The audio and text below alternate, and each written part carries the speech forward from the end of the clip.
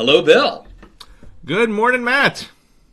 Welcome to the DMZ, everybody. Our pre-Christmas show. We're getting down to that magical time of year, Bill. I don't know. My Christmas spirit's not quite there. We had. You need to listen to more Christmas carols. The Bare Naked Ladies, God Rest You Merry Gentlemen, is superb. If you don't know, I highly recommend that one. Excellent. I always liked the Dance Hall Crashers. I did it for the toys. But we had our annual pilgrimage to chop down a tree this year, and our usual cut your own Christmas tree farm was fairly barren. So we tromped around for about an hour, came up empty, and had to go down the hill and buy a pre-cut one, which is very nice. Probably the nicest tree we've had in 10 years. I mean, not cut it ourselves, but we also had our tree mailed to us again this year in a box. Excellent. Congratulations! It's one of the best trees we've had as well. Just the perfect height, as Mitt Romney would say. Because when you order these things, or even if you go chop down one, you don't know. I guess you could measure your ceiling, but within a couple of feet. But this is one where after I cut off the bottom part, as you're supposed to do, and put the star on top. We're a star family, not an angel family. After we put the star on top, it goes exactly to the ceiling. So it's just the perfect tree, lush, beautiful. Are you an angel family or a star family? Oh, we're star family. I didn't realize that there was a dividing line there. But this is a big There's basically two types of people two types of Christians, I guess, in the Western world. You got your star people and you got your angel people, and I don't really trust the angel people. I got to be honest. I would think you would have a sympathy for the angel crowd. I mean, obviously, as a secular family, the angel never really crossed my mind. I always thought just the star is what you do. Well, the star is not I mean, the star is a star in the east that led wise men to baby Jesus in Bethlehem. So either way, you're in for a dollar, in for a dime, and whatever for a dozen. But my Christmas tree is a symbol of paganism. So haven't I already infiltrated the war on Christmas and destroyed it from within? Well, I am just glad that we can now say Merry Christmas to one another. Finally, it's been so long in the Trump era. It's been a tough 8 years, but will Trump free all the political prisoners from the war on Christmas from Obama's jails for having said Merry Christmas in the past? I think they're being held in a pizza parlor here in Washington, D.C. in the basement. This is where it starts, Matt! I mean, I've heard that. I have to go investigate for myself. But, by the way, speaking of your classmate, Michelle Malkin, was recently on the Jamie Weinstein show. You know Jamie, right? I do know Jamie, and I saw your tweet about that, and I was about to listen to it, and it was over an hour long. Michelle's an old friend, but I can't listen for an hour. No, it's a good podcast. The whole point of podcasts is not the whole point, but being long form is a feature, not a bug. But he asked her do you agree that this is fake news, this whole thing? And she was basically like, well, I haven't checked it out for myself. I don't. And then he was like, well, what if the Washington Post then how do we know anything? If the Washington Post says that Prince died, can I believe them, or do I need to check that out myself? Right. So, yeah.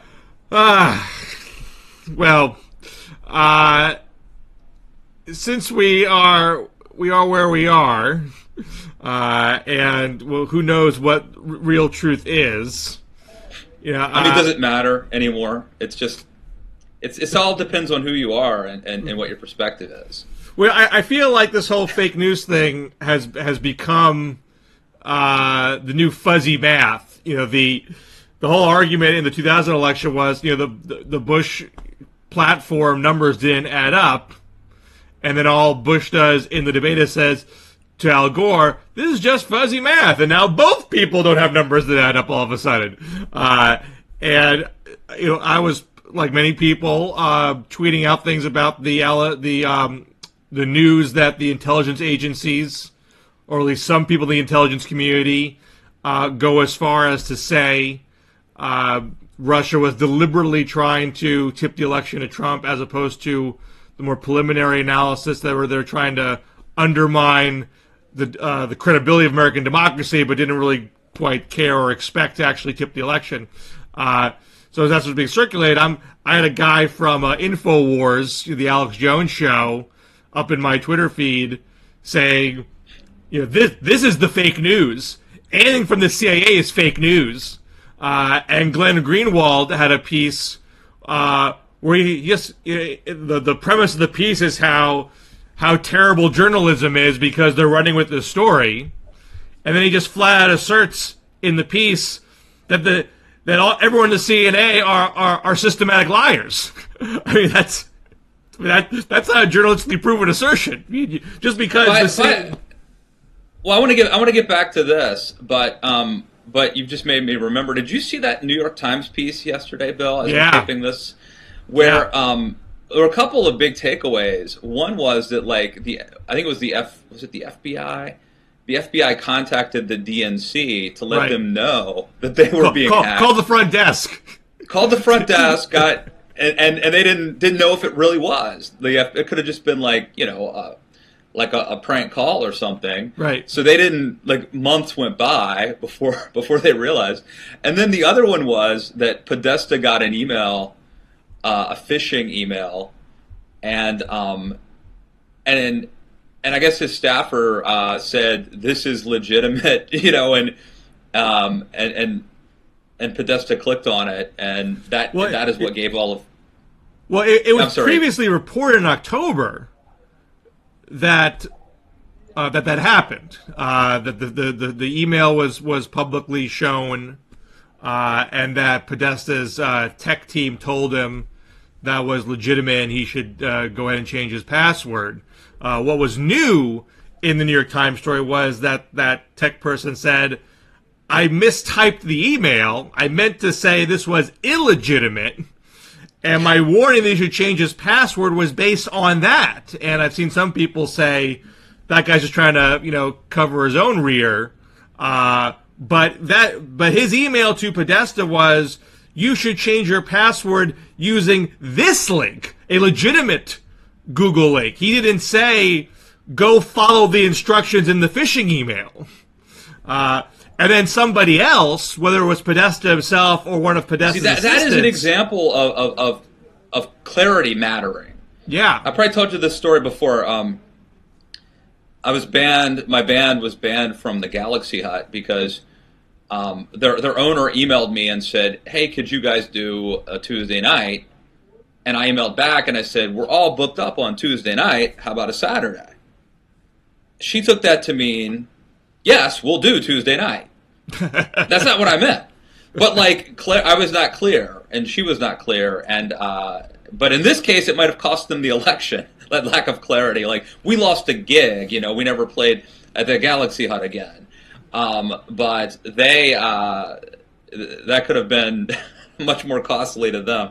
Well, this is what's so difficult with cyber warfare. I mean, clearly, the Russians were flooding the political establishment with these phishing emails. It wasn't a surgical strike on just the Clinton campaign. There was a separate Times story about how there were 12 House Democratic races, House Democratic campaigns that were affected by cyber hacking, and the basic idea, I mean, you wonder why. Why do I have 2,000 spam messages in my email folder every day?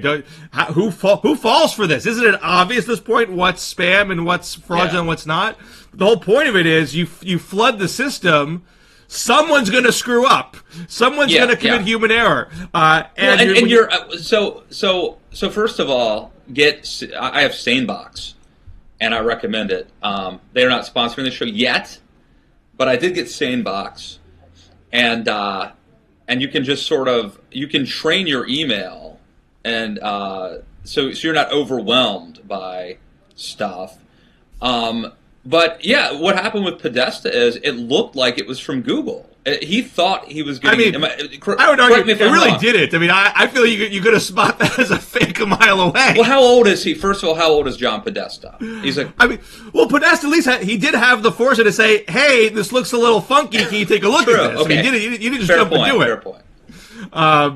But okay, so but they were the ruse was that it's supposed to look like it's from Google, and Google is warning you that somebody in Russia is trying to hack your account, and you need to click here right now. I mean, I could definitely see my mom got, love her to death, but somebody who's not.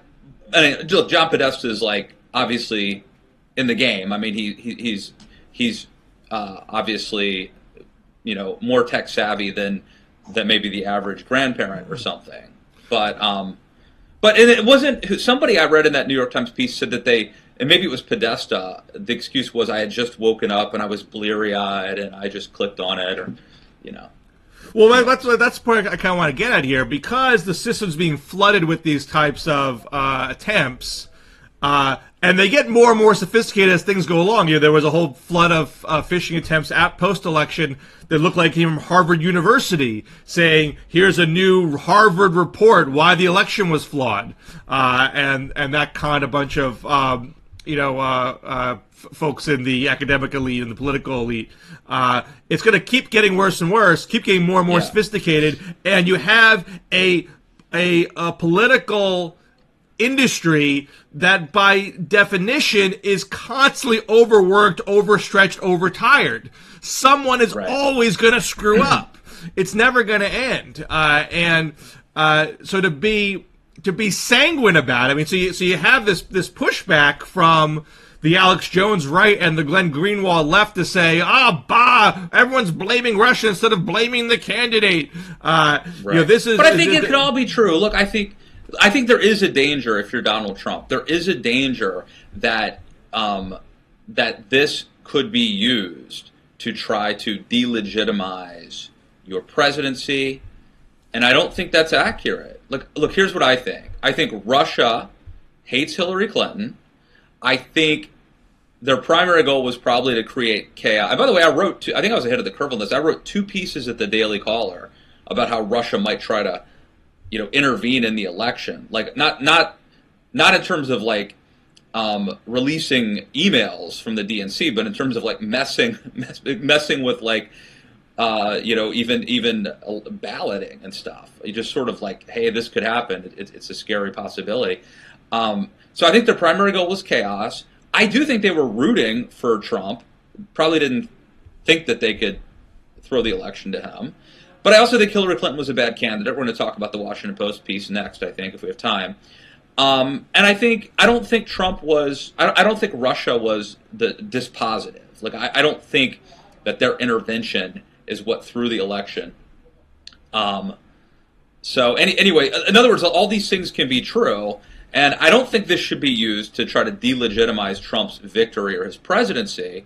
I do think it should be taken very seriously, and that this is incredibly problematic, and we shouldn't just brush it under the rug or pretend that it didn't happen. Well, it's a subjective point whether or not Russia's interference was the tipping point of the election, and that she would have otherwise have won if not for Russia and WikiLeaks, and maybe add FBI Comey in there too. That's a bit of a separate matter. You're never going to definitively prove that one way or the other. You can't. I agree. I think Comey was probably. I don't even know if Comey was definitive, but I think Comey was probably. You could make a better argument that Comey was more important. But I think people are. I think people are conflating that with the Russia story. Whereas I think the Comey story is really Hillary Clinton's fault. She brought that on herself. Well, again, this is all subjective. You can interpret that stuff in different ways. But to say it is fake that Russia tried to interfere and you can't trust something that comes from the CIA because the CIA did all this bad stuff 10 years ago, 20 years ago, 30 years ago. Didn't Trump's people say at some point, hey, these are the people that blew the Which, intelligence. I mean, that is factually. The CIA was the ones trying to give them the straight scoop, and the Bush people were warping the intelligence. The pin of the CIA is totally unfair.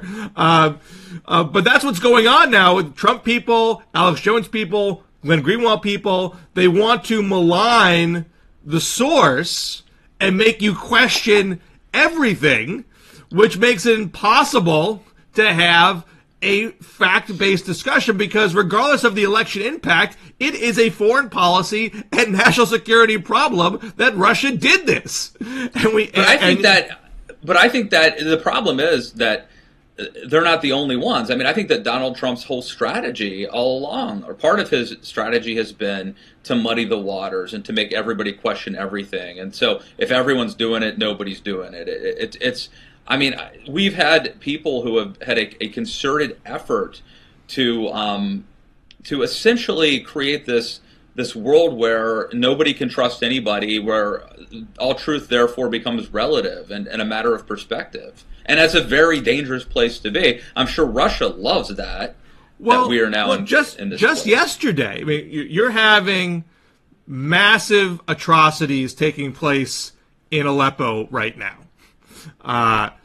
And, so this is coming up at the UN, and Samantha Power gave an impassioned speech at the UN, saying to Russia, forgive me while I stall slightly, I'm trying to get the quote.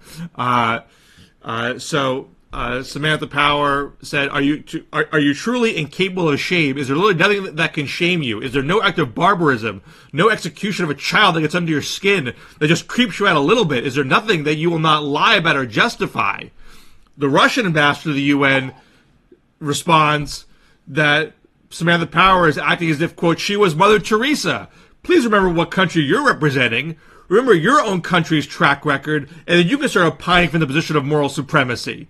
Now, look, I am not one to whitewash bad things that America has done. I'm not saying America is ever been an infallible country, but if you're using past history to muddy the waters, say, hey, we all commit atrocities. What's the big deal? I mean, that's exactly the kind of framework that Russia has wanted to create from the get-go, and there are people across the spectrum who are abetting Russia's ultimate goal here. I agree. I want to read something. This is a quote from William F. Buckley that I think is pertinent, and it speaks to this, the attempt to equate America to Russia, and to suggest everybody's bad, everybody does it. This is from William F. Buckley. He says, to say that the CIA and the KGB engage in similar practices is the equivalent of saying that the man who pushes an old lady into the path of a hurtling bus is not to be distinguished from the man who pushes an old lady out of the path of a hurtling bus, on the grounds that, after all, in both cases, someone is pushing old ladies around. The scary thing, though, is, not to put too fine of a point on it, this was the conservative position my whole lifetime about American exceptionalism, about the fact that, no country's perfect, but America is a hell of a lot better than authoritarian regimes, and we do have a moral high ground and a responsibility. That's part of the shining city on a hill, is not that we're so awesome. It's also about responsibility. And that was always the conservative position when the left was doing this moral equation thing. And, hey, America, you guys had your own genocide, with the Native Americans. You guys had Jim Crow. All horrible things, granted, that we can't just brush under the rug. But let's not forget that America is also great, and that was the conservative position, to say, we've had problems, but Russia, what you're engaging in is not right. And the scary part now is that it's people on the right who are also complicit. And remember Donald Trump? I think it was Joe Scarborough said, Russia killed. Was it Russia? I think you said Russia kills journalists, and Donald Trump basically took a page out of the Michael Corleone and said, "Who's being naive now, Kate?" So Well, now, we do it too. We're bad too. Don't be. Yeah. This is not good. This is not good. So I'll bring this back to a column that you wrote for Roll Call about instead of John McClane in Die Hard being the fly in the ointment, that let me just say, sometimes not every column's going to win a Pulitzer, Bill, and sometimes you just got to write a column sometimes. But I think that there's something there, and I just so you're saying instead of John McClane that John McCain is the potential fly in the ointment for the Trump administration. I thought that was one of your best all-time leads. I don't think you have to be you apologize. Well, I will say that one of my editors, when I said I don't think this is one of my best leads, and one of my editors also said I think you're underestimating this column.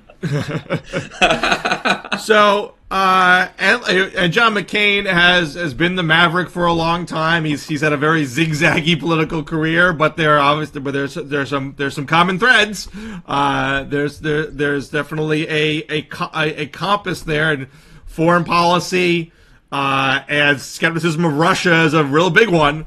And so here is Trump. Right. Remember the George W. Bush said, I looked in Putin's soul and all that. Yeah. And I looked in his eyes and I saw his soul or something. And John McCain said, I looked in his eyes and I saw KGB. Right. So yeah, he's been consistent on this. So here's Trump coming in with a guy who got the Order of the Eagle or something from the Russian. I forget a friendship, or it was something to do with friendship of the Eagle. It reminded me of Charles Lindbergh got a similar award from Hitler's Germany in 1938, but we didn't make Charles Lindbergh Secretary of State in 1940. So you have Tillerson there. You have obviously Trump's general low-key and conciliatory approach to Russia throughout the campaign. You have Trump saying that Russia should be able to do what it wants in Syria. And to what extent is the official congressional Republicans and Beltway conservatives, how big a fault line is this creating? So we have some possibility that between McCain and Graham and Rubio and Grassley, and I think maybe a few others, expressing some skepticism about Tillerson as Secretary of State, if you had a unified Democratic Party and 3 Republican no's, he's not Secretary of State. Now, you may not get a unified Democratic Party on this question, but there is the potential for Republican fault lines to actually thwart things that Trump wants to do. And I think it's not just a Republican fault line. It's what Trump is attempting to do is change the paradigm. And I thought Peter Beinart over at The Atlantic really captured it well. He wrote, before Trump, Republican leaders generally described the United States as fighting an ideological struggle against the enemies of freedom. Now Trump and his advisors describe America as fighting a civilizational struggle against the enemies of the West. Seen through that very different lens, Muslims look more nefarious and Vladimir Putin looks more benign. I think he nailed it. I think he nailed what is the different paradigm that Trump is attempting to move in. Now, I gave this speech, we talked about it in the past show, I gave a speech on the foreign policy of Clinton and Trump. This is pre-election, talking about how this may be a great reshuffling of what the parties stand for on foreign policy. There's long been a nationalist / isolationist strain in the Republican Party and the conservative movement. It hasn't been dominant for a very long time. It's been dormant. It's been dormant for 50 years. Really, with a couple of occasional flare-ups. Um, Right. Clearly, the Cold War, pushed that strain of the conservative movement down low. It was much more dominant in the first part of the 20th century. that goes back to William F. Buckley, in fact, Right. The aforementioned Buckley. Though Gerald Ford was an American firster. But do you feel like Trump is actively strengthening that wing so far as it will become dominant, or does McCain really have even the stronger hand here as far as the hold on the Republican heart that most Republicans still are? They're older. They remember the Cold War. They look at Putin as a problem, and Trump's pushing his luck if he goes too far down this path. I don't know. I think it's sort of up. I think it's up for grabs. I think Trump probably has the edge. People, it's been a long time since the Cold War. I noticed this about 3 or 4 years ago. In the summer of 2013, I was at a conservative meeting where I heard a guy starting to praise Putin at a dinner. Because Putin was pro-life, allegedly, and tough on the gays. And then about 6 months later, Pat Buchanan wrote this piece, Is Putin one of us? And I think the assumption that you would come to from reading Pat Buchanan's piece is yes. But Buchanan was always a paleo-conservative, isolationist / nationalist. So I think it's pretty amazing how, conservatives were always so hawkish on Russia. And so now the idea that it's really changed, I think, is stunning. But it really has. It really has. And I think that it goes back to the Peter Beinart quote. It's that they're seen through this strain, at least, of conservatives as, it's just like we teamed up with Stalin to defeat Nazism. We need to team up with Putin to take on radical Islam. That's the sort of coherent argument. I think there's another sort of tribal component to it. But, it's weird to me as someone who is like a child of the 80s. But, look, we've gotten to a point where essentially all of the things that we had decided around World War II are basically changed. People, for so long, the worldview and the consensus that emerged after the Great Depression and World War II, there was a consensus that emerged about how to never let that happen again. And that endured for decades. And I think we've now gotten to the point where people have forgotten and people are ready to make the same mistakes over again that history, that they made. And those who do not learn from history are doomed to repeat it. Now you could argue, well, that's not fair. We put in those systems and those ideas in place for a certain time, and times change. Or you could argue, no, we've forgotten the lessons, and we're going to make the same mistakes again. I tend to fall in that latter camp where I worry that things are cyclical, but then again, maybe I just don't get it, man. Maybe the 80s have caught and they want their foreign policy back, Well, I want to shift gears because we have a little bit of time. We have to do a bit of a short show today. There's a Politico story focusing on the Clinton campaign in Michigan, making the case that there was deep neglect on the part of the Clinton campaign in terms of ground game, that they wanted to keep resources in states like Iowa and Ohio, even though they knew they were going to lose those states, but as part of a psychological game, so people wouldn't think they were in retreat.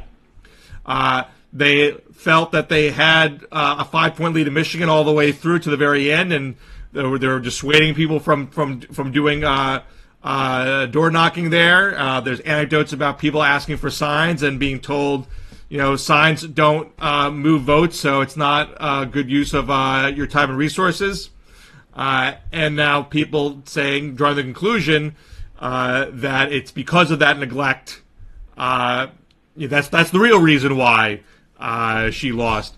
And my reaction to that is, how can you blame the lack of attention in Wisconsin and Michigan and ignore the fact that she campaigned heavily in Pennsylvania, North Carolina, and Florida, and certainly had some effort. I mean, she had LeBron James and Beyonce in Ohio with her in the very last days of the campaign, so it's not like she wasn't doing something there. And the margins in all of those states were bigger than in Wisconsin and Michigan. Now, this is there's a degree of apples and oranges here. I mean, what's true, what you can't truly know is how much would the needle have moved in those individual states with more campaign activity. But I think it at least raises the question, maybe ground game and artillery doesn't matter at all. If you lose worse. Ground game matters, but it's not. It matters on the margins. I mean, it matters a couple points, but it doesn't matter. Maybe it matters. Maybe it matters less than a point. The thumbnail was that it could move 1 to 3 points.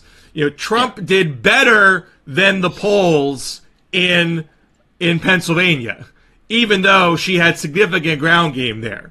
No, but part of that story is saying the ground game wasn't good, though. That her ground game wasn't. But her ground game wasn't good in Wisconsin, Michigan, where she wasn't paying attention. No one's made the case that she had bad ground game in Pennsylvania. The general argument in Pennsylvania is that. But to the Wisconsin point, maybe that's true. But I'm just going to say it's so anecdotal, and every campaign I've ever been affiliated with, even campaigns that are kicking butt and winning, have these stories. I showed up and nobody was there. There weren't enough yard signs in my town. Like I am just saying, maybe it's indicative of a larger story, but I also think it's quite anecdotal. I mean, what the Clinton camp people have said in Pennsylvania is that they largely hit their targets in Pennsylvania, but they didn't anticipate the quote-unquote rural surge. Good Clinton ground game can't stop the other campaign's surge that was probably not derived by ground game, but by the candidate and the message and the broader environment. My takeaway from this, and I concede that you can't definitively prove anyone's argument here, but I think the primary message here is that you should not do ground game because if it's Florida 2000, it comes down to 500 votes, you might have a handful of votes that might have made a difference. So you still have to do it. But the notion that you're going to, my whole argument before this was, even if it was a close race, Trump can't win because she has more ground game than he does. I don't think anyone has suggested his ground game was more robust than hers. He had people that were showing up to vote irregardless of ground game. They were motivated by the candidate and the message. I don't think. I think that goes. I think that's the real story here. That Trump is an anomaly. He was a force of nature. And if you had two boring candidates running against each other, the one with a superior ground game would have had a decided advantage. But Trump was like a once in a generation candidate who tapped into some deep-seated stuff. In a way that doesn't happen much. Logistics and infrastructure are about controlling things that you can control. And then there's magic, and then there's momentum. And these are like invisible forces. And Trump had those things. And they just outweighed Hillary was a bad candidate with a bad message, and I think a pretty good operation. And I think that the message and the momentum just completely overwhelmed again, I think campaigns are really important in the sense that, all things being equal, they matter. But we fool ourselves when we tell ourselves that like knocking on these doors and having this GOTV plan and like all these things matter that much. It's really the candidate and the environmental factors. Does Comey launch an investigation? Does Russia invade, Crimea? Like those, we can't control them. So we tend to focus and dwell on the areas that we can control because we want to believe we can control our destiny and our future. But the truth is, most of what matters is beyond our control. I mean, I would push back some on. I mean, I think we can interpret what I'm saying to include this means Hillary was a bad candidate. Don't be a candidate like her again. Certainly there are. I wouldn't say she's as charismatic a candidate as Bill Clinton or Barack Obama, but she's going to end up with just about the same number of votes as Barack Obama. She won every debate handily. She put forth a very strong convention. She was leading most of the time, and she, I think, was genuinely inspiring. I mean, she did better than Obama in Texas, better than Obama in Arizona, better than Obama in Georgia. So it's not like there's nothing positive to say about what the Clinton campaign did or what she did herself. She was up against a whole lot of headwind that possibly no one would have been able to stop.